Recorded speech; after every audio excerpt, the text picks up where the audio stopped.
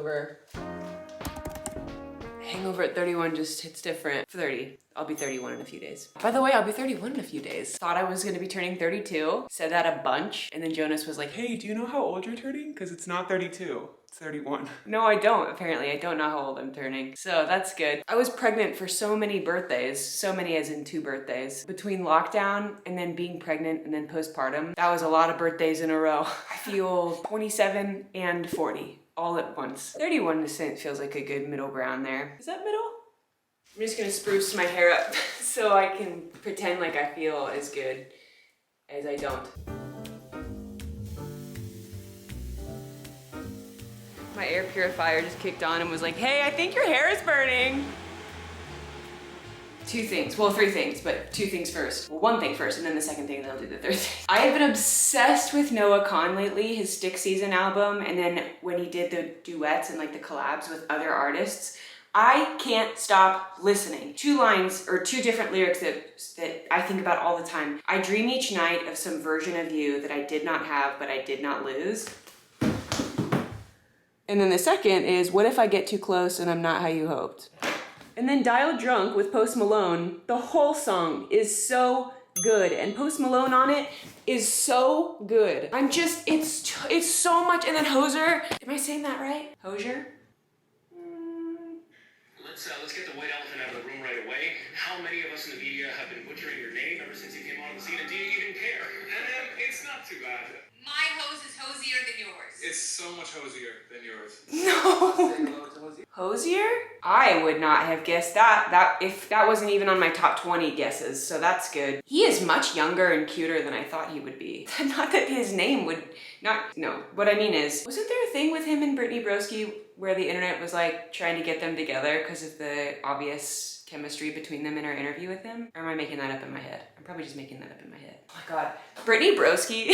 I met Brittany Broski at when the Jonas Brothers invited me and Jonas to their album launch. She was there and I was really nervous because there was like, they flew a whole bunch of content creators from LA in their plane to this thing in Las Vegas. Kevin had reached out and just invited me and Jonas, and we flew normally from Omaha, Nebraska. So we get to this event, our luggage like didn't make it to the show, and then we were in our pajamas, and I of course didn't pack any extra clothes in my bag. So I get there and then I text Kevin and I'm like, hey, I don't have any clothes. And he's like, don't worry, I will just send my assistant to get you a bunch of Jonas Brothers merch. And then I don't wear it because I was nervous that it was gonna look weird and fangirly that I just show up to see all of them in just head to toe Jonas Brothers merch. Why wear one of them when you can wear all of them?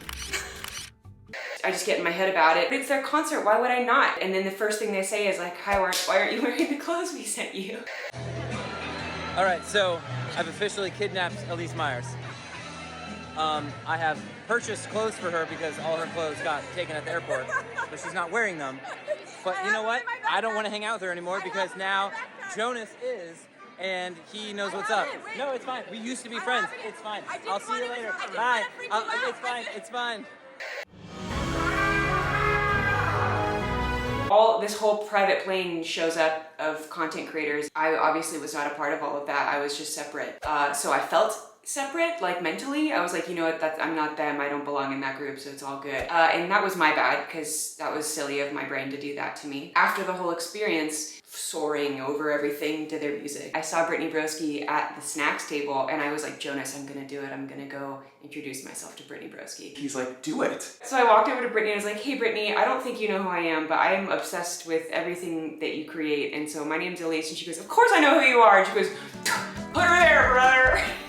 Shake her hand and she like pulls me in for a hug, and she was wearing like a cowboy hat. She's so cool. She's so cool. I like her so much. I hope I get to spend more time with her in person one day. That was a good trip. I was pregnant then and nobody knew. Kevin was the only person that knew because I accidentally told him on my podcast, because my whole relationship with them makes absolutely no sense. I just found out I was pregnant. So congratulations. Thank you. But I can say that's something amazing. else. I know, a week ago I found out. I'm like, my brain is like spinning. I was like, nobody knows that. My team doesn't even know that. The producers on this call don't even know that. So surprise. Anyways, don't tell anybody. I'm like 5 weeks. Brittany Broski's great.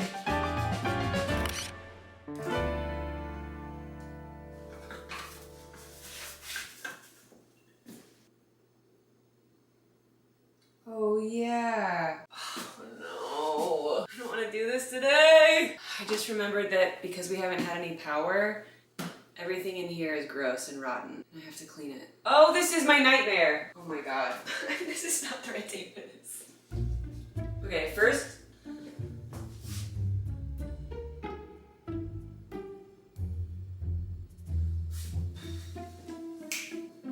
This is when I'm like, you know what? Let's just throw the whole fridge away, get a new one. All right, it's fine. It's not fun. It's fine. First, let's order some cream. Cream. Let's do some Spindrifts. Cold brew. Water bottles. Oh, I already have Spindrift. You can never have too much. Do you want anything from the store while I'm ordering? No? Okay. All right, it'll be here in about an hour. The time that I have to get this book in, between right now and when the entire, like, everything is due, I have to work on and finish 2.5 stories a day. A day. No. That's not true. Wait, how many days between now and October 1st, 2024? 50 days. Yeah, sorry, I got that wrong. Wow, my life just got easier. Okay, 2.2 days per story, not 2.2 stories per day. That is very different. That's still a lot, but way better than it was. Ugh, okay. I don't want to clean out this fridge. Here's what I'm doing. I am trying to procrastinate because I don't want to clean this fridge out. Maybe I just won't. I have to. We'll just try it. Oh my God, I think I'm getting old sucks. James just started shopping for my order. Thank you, James. I've been watching the Dallas Cowboy Cheerleaders. I think it's like a docu-series on Netflix. I think that there should be just every trigger warning. Okay. It's actually not as bad as I expected. Just that Tupperware is going straight in the garbage. Maybe this isn't a good idea for today, actually. Maybe I'll do this another day. I'm gonna do this another day. Oh, that smells. Yeah, I'm gonna do this another day. I just bought cream, though. I can put the cream in the fridge.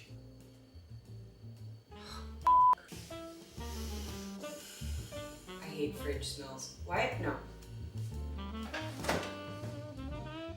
I can't do it. No, I need to do it. I can't put it off. You birthed 2 children. Just do it. Thank you for that pep talk. Okay.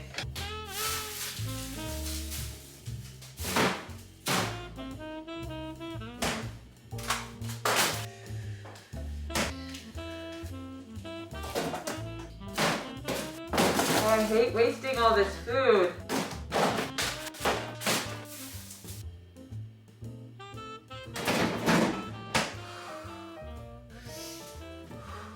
That was so bad. Let's do the freezer now. Okay, I actually can't do that. You know what? We did what we could. I'm proud we got that far, honestly.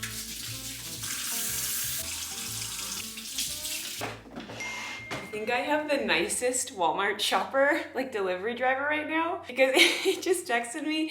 I get like all of the normal generic texts that are like, your shopper has started. This is like an actual person. He said, good morning. I'm James, your spectacular Spark shopper today. I hope you're having a fantastic day. I'm loading up my car and heading your way. Would you like me to knock or do you prefer a ninja style drop off? And I know exactly who this is too. The last text I have from him,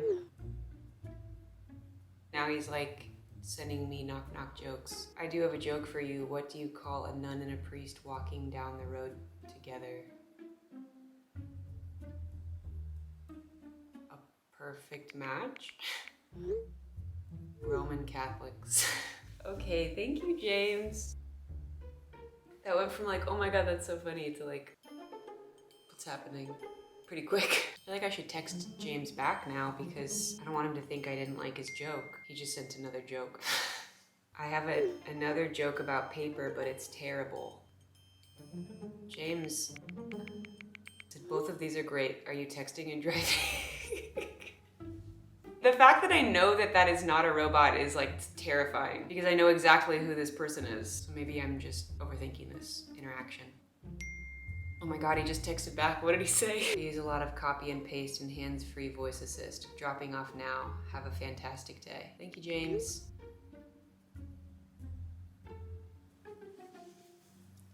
Now I feel better.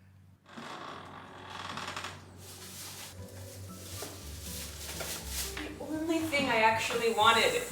Oh no! There's no cream? we're gonna go do then. We're gonna go get a coffee. James, are you messaging me again? What do you call a boy with no money? I don't know, James. Let's hear it. I feel like me and James are accidentally becoming friends.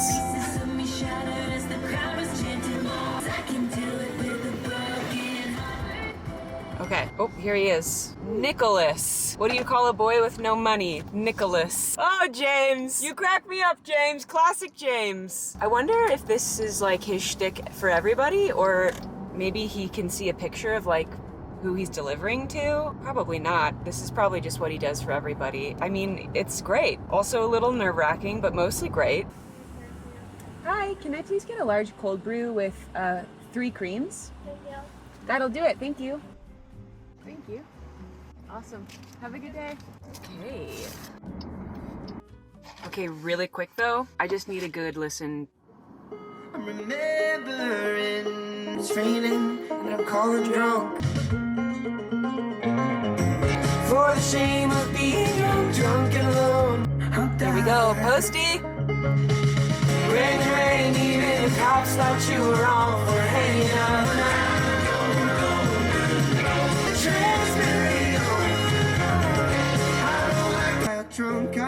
Drunk, got tired. It doesn't get any better than that song. I'll change my faith. I'll kiss the badge. Just wait. I swear she'll call me back. Son, are you a danger to yourself? It's depressing. And it's good. Let's go. I need to start editing some of my stories and looking at them to kind of start illustrating them, going through them with a red pen and marking them up like a teacher. I'm just saying I'm gonna give myself like 20 minutes before I jump into all that. I can't do it today.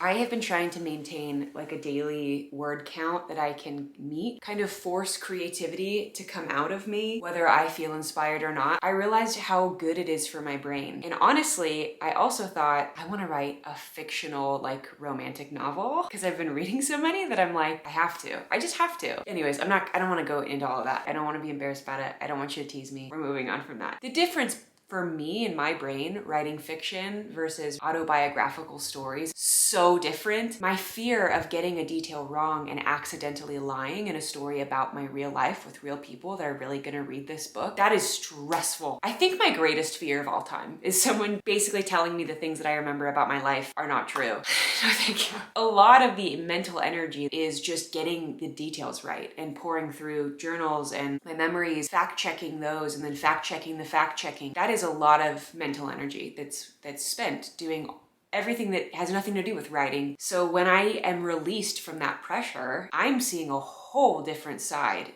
to my gift with words. Is that a weird thing to say about yourself? A skill. Like I have a skill of writing. I feel like that's really selfish to say. Is that conceited? No. Writing fiction has allowed me to unlock a level of my creativity that is repressed when I'm writing autobiographical stories. So I can just write whatever the hell I want, and it doesn't have to be exactly perfectly true, so I can sleep at night. I don't think I've ever created fiction in anything I've done, now that I'm thinking about it. Hold on, wait. Oh my God. I've never created without the limits of it having to be true, ever. Even drawing, it's like an identical copy basically. So what's the point of the art if you're like just, you know what I mean? With storytelling, I usually am just telling stories of my own life. And with songwriting, it's the same thing. It's me processing stories from my own life. Oh my God, I've never given myself the permission to create something that's fictional. That's crazy. Sorry. I approach everything I make with that mind frame. Please believe me. I just need you to believe me, which is so limiting. Giving myself permission to create outside of those limits it feels amazing. Everything I've ever wanted to say and everything I've felt, but I've felt too embarrassed to say out loud, and things I thought I would just have to go to the grave not saying, I can use all of it now. I feel like free. I don't know how else to explain that. Sorry. Like creativity without fear is so powerful. Wow, that makes so much sense. Wow, well that's cool. Thanks for letting me realize all that with you.